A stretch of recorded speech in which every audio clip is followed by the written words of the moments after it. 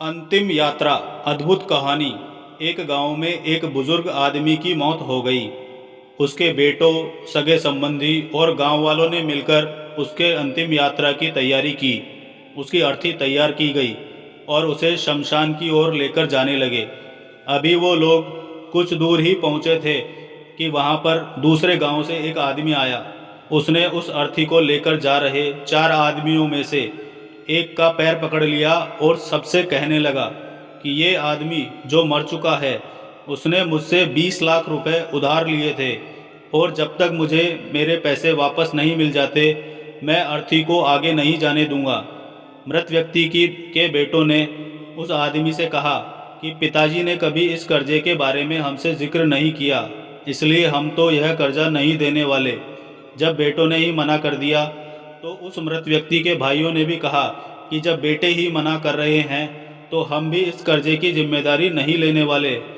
शमशान यात्रा में शामिल कोई भी आदमी पैसे देने के लिए राजी नहीं हुआ। दूसरे गांव से आए उस आदमी ने अर्थी को आगे भी नहीं जाने दिया जब तक कि इस घटना की खबर घर की महिलाओं तक ना पहुंच गई। मरे हुए आदमी की एक बेटी थी।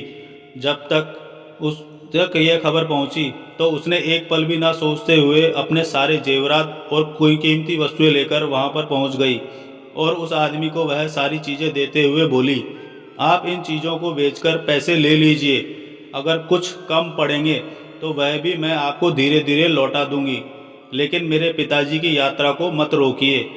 इस घटना को देखकर सारे गांव वाले दंग रह गए।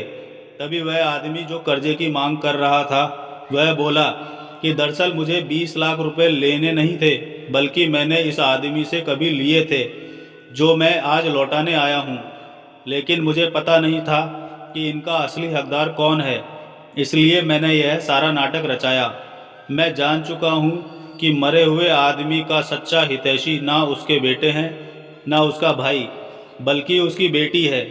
इसलिए यह सारे पैसे मैं उसके हवाले करता हूँ और अपने कर्जे से मुक्त होता हूँ। थोड़ी ही देर में जो घटना घटित हो चुकी थी उससे बेटों के, भाइयों के और बाकी रिश्तेदारों के सर शर्म से झुक गए।